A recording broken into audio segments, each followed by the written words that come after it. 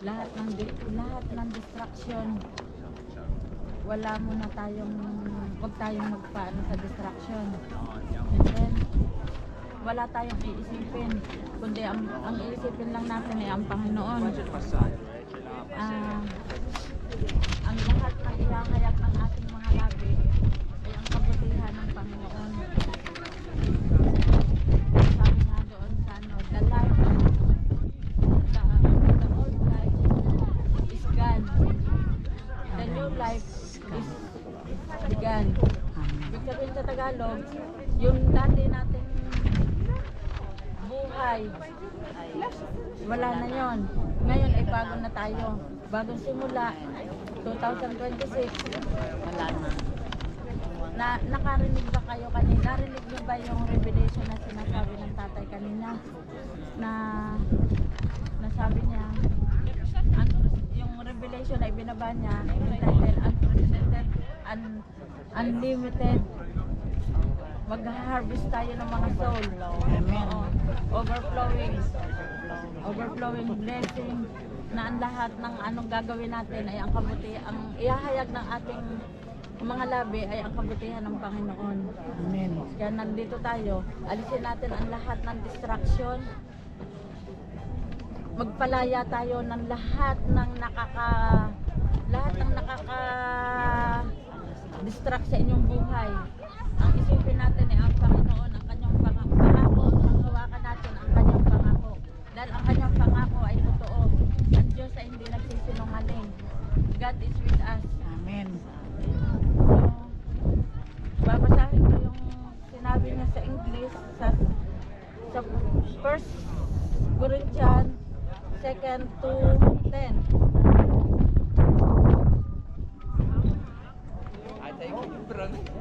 These are the things God has revealed to us by His Spirit. The Spirit searches all things, even the deep things of God. Amen. Sa Tagalog, sabi niya doon, ngunit ang mga bagay na ito ay pinahayag na sa atin ng Diyos sa pamamagitan ng Kanyang Espiritu, sapagkat ang lahat ng bagay ay sinisiyasat ng Espiritu, maging ang mga malalalim na kaisipan ng Diyos. Kaya yung kaisipan ng ating Diyos na buhay, palagi nating maglagablab sa ating puso at isip. Huwag na nating isipin pa kung ano yung mga bagay na nakakagulo sa atin, kundi ang isipin natin ay ang salita ng Panginoon at ang panghawakan natin ay ang kanyang pangako. Amen. Kaya laging yan ang sinasabi ng tatay.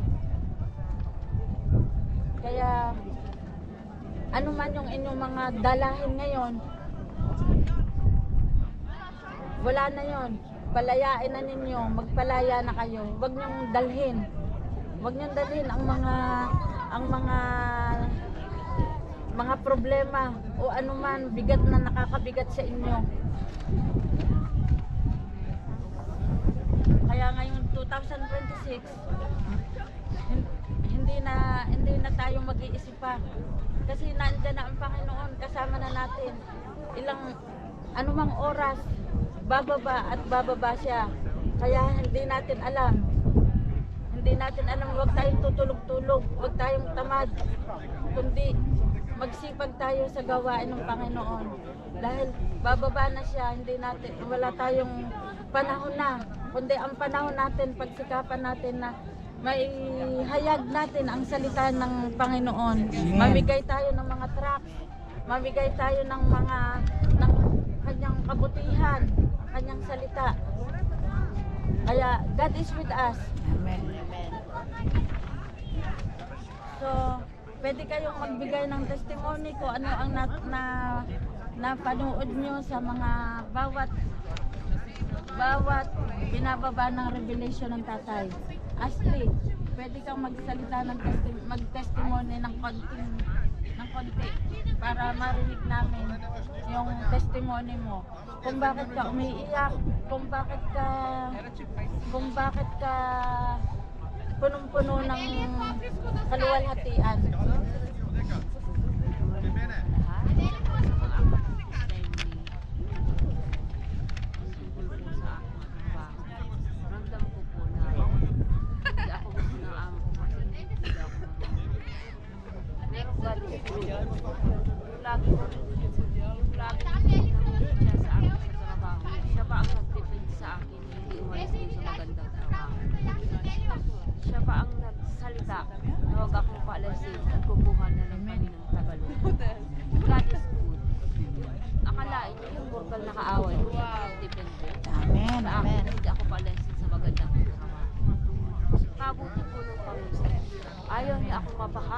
susunod ng trabaho.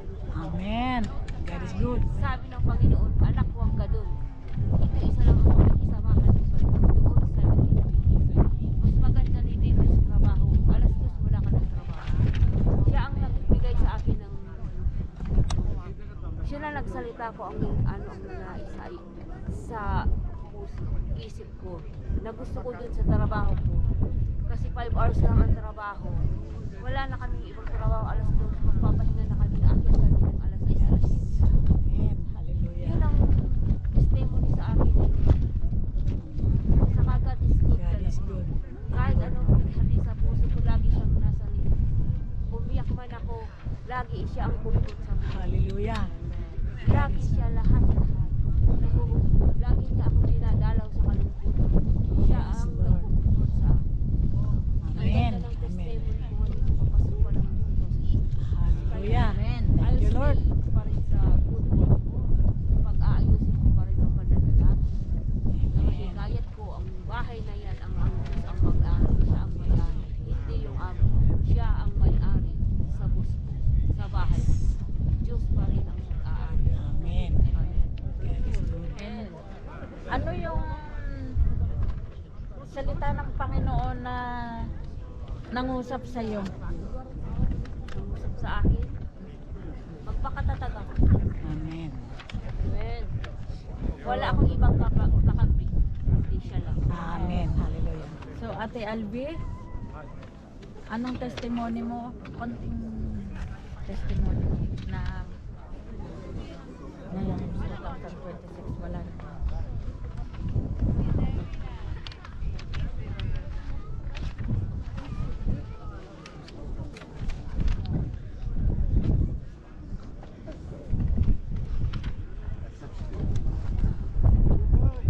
Magpasalamat. Magbigay ka lang. Magpasalamat ka sa Panginoon.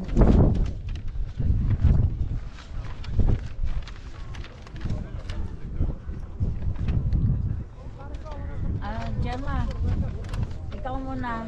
Ano yung testimony mo na pwedeng pasalamatan sa Panginoon na ginawa sa iyo? Ano yung salita ng Panginoon na nag-ugnay sa iyo kung bakit kasama ka namin ngayon? Kung bakit ngayon ikaw dati noon, yun nga yung sinabi ko sa iyo na ang buhay mo noon na luma, ngayon ay bago na. Binago ng Lord. Maraming ginawa ang kabutihan ng Panginoon sa buhay. 2025, thank you kay Lord dahil nagpusan ko rin ang mga trial sa buhay. Mula nung pumating ko rin sa Grace, nagstay kami ng 3 years sa aking mga amo. Then, mag-3 pa lang sila. Ngayon ako mag-isa, but dahil kay God, I'll still strong.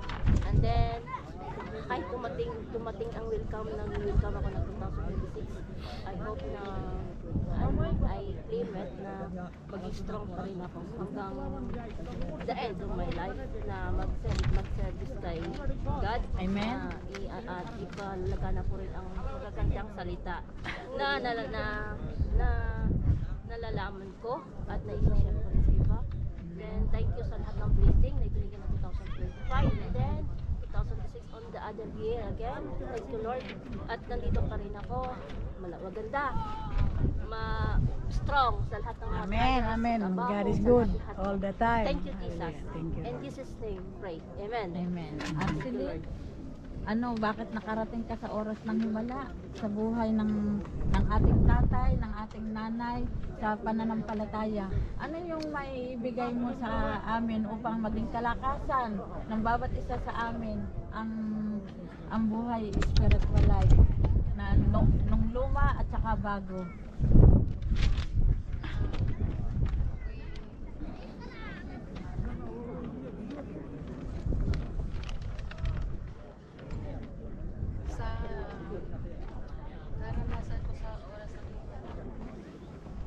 Maraming pagbabago. Ramdam ko yung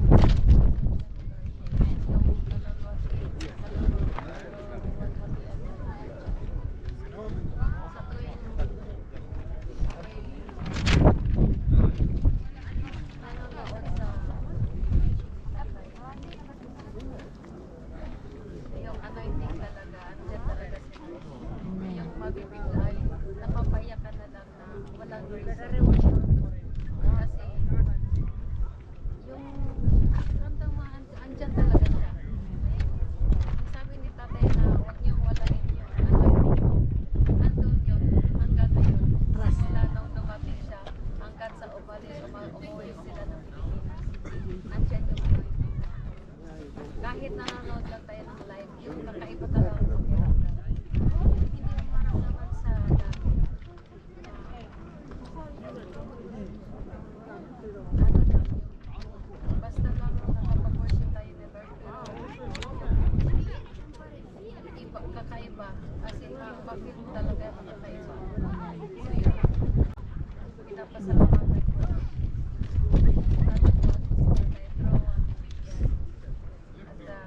Maraming salamat. Tuloy-tuloy yung glory na yun naman ni Lord. Yung kahit yung yung mag-ano ka lang, malayas ng sakit. Talagang umaano siya. Tuwang-tuwa ako. Sabi ko, Lord, andyan ka talaga. Tapos bago ako pumunta ng trabaho, pinag-pray ko na yung amo, yung sasakyan. Tapos, pumunta dito sa ako, parang ang saya-saya. Tapos, isipin mo, 11 hours hanggang 12 hours ako mag-work doon. Parang ano, ang lakas-lakas ko pa na Amen. God is good. yung Yun hindi yung, ko yun maramdaman yung yung ano.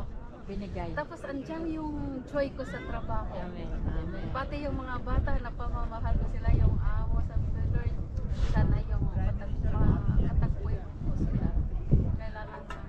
Kailangan nila yung salvation.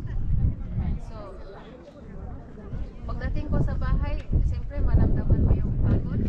Nire-review ko na, alisin mo yung pagod ko, Lord, maya-maya, wala na siya. Kasi, Amen. sabi ko, Lord, talagang andyan ka sa buhay. Napapalayas mo yung Totoo yan. Amen. sakit. Talagang wala.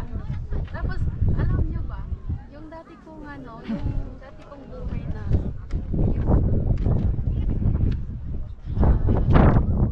hindi ako takot sa yung ginawa ko ng Mga bagay. Bagay na agin sa Panginoon. Lord, hindi ako, wala akong takot. So ngayon, alam mo ba na pag gumagawa ako sa parang may conviction na nano ka na ng ano ako, yung natatakot ako. Natatakot ako kasi ayaw ko mawala yung binibigay na yung binibigay sa akin na yung magpapalayas lang naman. Ramdam ko talaga. Ramdam ko. Tapos yung nalulungkot na ako na pagtingin ko sa Facebook, nalulungkot ako sa gumagawa sila ng mundo. Kasi ako, ganun ako noon eh. Kaya hindi ako nalulungkot eh. Ako, tuwang-tuwa pa ako na yung mag-tiktok sila, mag-ano, tuwang-tuwa ako noon. Pero ngayon nalulungkot ako. Iniiyak ko yan bago matulog. Kagabi, bago yung nag-New Year, pumatak ng month.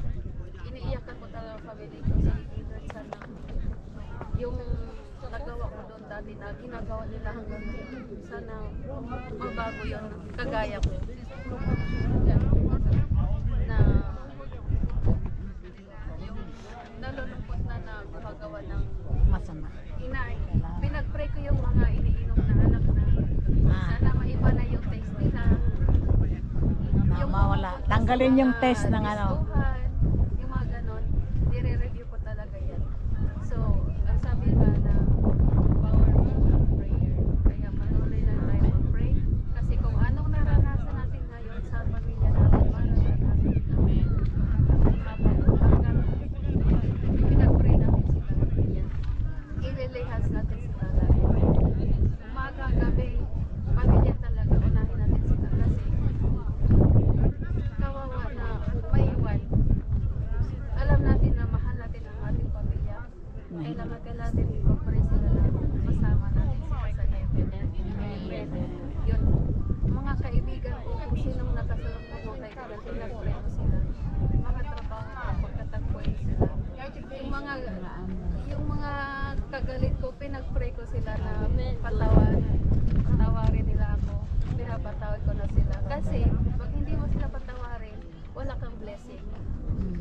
Totoo Kaya yan. kung gusto natin ng tuloy-tuloy ng blessing, talagang magpatawad tayo. Walain na natin. So, yung mga luma natin, wala na yun. Kailangan mag-move forward tayo nga. Move forward tayo. Magpatawad, move forward. Magligtas tayo ng mga kaluluwa. Yan na lang gagawin natin. Kaya, tuwang-tuwa ako kahit ako lang mag-isa na kagabi. Ang saya ko. Mararamdaman niya Ang yun. saya ko. Oo. Nagpipray ako. Naluluhat talaga ako. Pinapanood. As in, ang worship talaga sa Lord. First time ko ganito. As in, nakalito ko yung lahat. Pero yun mo, Tinawagan ko siya, masaya. isa lang ang patuto ko na yung magpagaling ng karamdaman. As in, pero yun mo, noon hindi. Pero ngayon, pag sumakit na, alisin mo. Pag hindi ka umalis, hindi kita sabihin. Maya-maya, wala na. O diba? Malaking blessing yun. Amen. Talagang ang Diyos nasa sa atin. Basta tayo lang ay mapagpagkatotoo sa Kanya. Amen. Maganda yung sinabi niya. Kasi, kaya, wala sa plano ko yung kayo magbigay ng ano, pero sabi ng Holy Spirit sa akin, habang naglalakad tayo kinakausap, anak, ang bawat isa na kasama mo, magbigay ng testimonya. Kaya yun ang naisip ko. Kasi ngayon lang tayo nagkasama-sama na nagpapasalamat ako sa inyo dahil kahit pagod, kahit maraming naranasang mga pagsubok, magkakasama pa rin tayo. Dahil sabi ng Panginoon, magsama-sama kayo, magbigayan kayo, magpatawaran sa lahat ng mga may mga kasalanan o hindi man lang sa ano, talagang nakita ko sa buhay ni Arcelin, maraming binago ang Panginoon. Dahil noon pa man, nung una ko siya nakita, kahit marami ako naririnig, hindi ko siya tinantanan. Dahil sabi ko, sumama ka sa akin, hindi kita ipapahamak, tutulungan kita. Dahil talagang ako ay nag-i-evangelize na noon pa, na gusto ko madala ang mga tao sa Panginoon, yung salvation. Kahit si Gemma, hindi ko rin yan tinantanan. Kaya ngayon kasama natin siya. Kaya kahit may nararamdaman siya, natuto na siyang magpalayas ngayon. Kahit sa kanyang trabaho, magsishare niya sa akin, sis, ako'y nagpapalayas. Daladala niya yung libro na yung sa kanyang mga sugat ay pinagaling.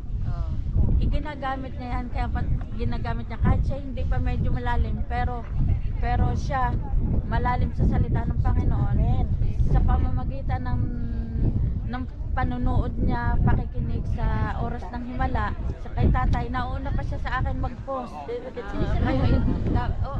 Kaya ang panalangin ay napakahalaga. Yung prayer, kaya sabi ko kanina sa inyo, yung buhay natin noon, wala na yun. Ngayon bago na. Kaya yung pasok ng 2026, wala tayong gagawin kundi yung ihayag natin ang salita ng Panginoon. Ihayag natin sa ating mga labi na ang kabutihan ng Panginoon. Dahil ang Panginoon ay ang galing-galing ng Panginoon. Amen. Hindi God niya is tayo good. iniwan, din niya tayo pinabayaan dahil lagi natin pangahawakan ang kanyang salita. Manangan lang tayo sa kanyang salita. Dahil ang pangako nga niya, hindi ko kayo iiwan, hindi ko kayo pababayaan. Kaya kahit sa mga bless na bless ako sa bawat isa sa buhay niyo. Si Arcelin, pagtatawagan ko yan, wala akong paborito sa inyo. Lahat mahal ko kayo. Tatawagan ko yan. Masaya ang mukha niya. Nagliliwanag. Na sabi niya, ate, ang daming blessing. Ate, yung sabi niya sa akin, pagod ako. Walang pagod dahil sabi ko, kasama mo ang Panginoon. Kaya lahat ng nasa bahay, kung anong naandun, kumain kayo. Kung anong naandun, dahil lahat ng sa Ama ay atin. Amen. Yun ang naano ko sa kanya. Ay, wala yung Maraming kadismi na nabago. yung sabi ko, pagod ako. Sabi niya, ay, huwag kang mapagod. Yan, sabi ko, si Gemma, ganun din. Sabi niya, Una ko na challenge, ay, huwag kang mapagod. yung confession natin, wag lagi nating i-confess yung napapagod ako, yung negative.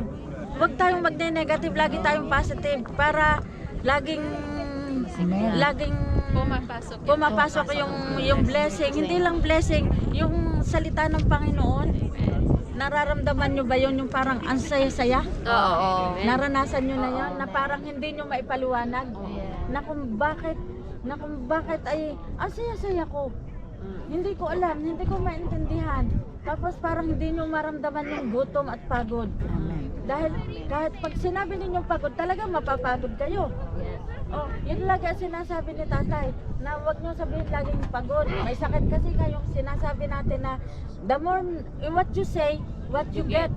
Na pag sinabi ninyo yung palaging ako'y mahuhulog ka nga kasi sinabi mo eh. Oh. Eh kung sinabi mo, Akyat ka. ang Panginoon, ang galing-galing talaga ng Panginoon. Dahil, yun nga, ihahayag lagi natin ng mga labi ang kanyang kabutihan. Amen. Kaya sabi, alam nyo ba, hindi ko siya kilala. Tumatawag sa akin, ate, pag kinakanta nyo yung ang galing-galing ng Panginoon, ihahayag ko sa mga labi ko ang kabutihan ng Panginoon. Ay, naaano siya, yung ang glory niya. Sabi ko, thank you, happy ko, doon pala sa mga ano ko, na ano siya, yung nahahayag. Yung hindi ba natin siya kilala. Sabi ko nga sa inyo, Happy New Year po, pwede po kayong makinig habang nagsasalita ako. Ha. Opo, salamat po. Bigyan niyo na lang. Bigyan po ako. Bigyan niyo sila. Hindi klaro. Hindi po, isibigay ko na sa inyo, pinamimigay ko talaga. Para yun po sa inyong kaligtasan, sa inyong mga buong pamilya. Mamaya mag-aano tayo.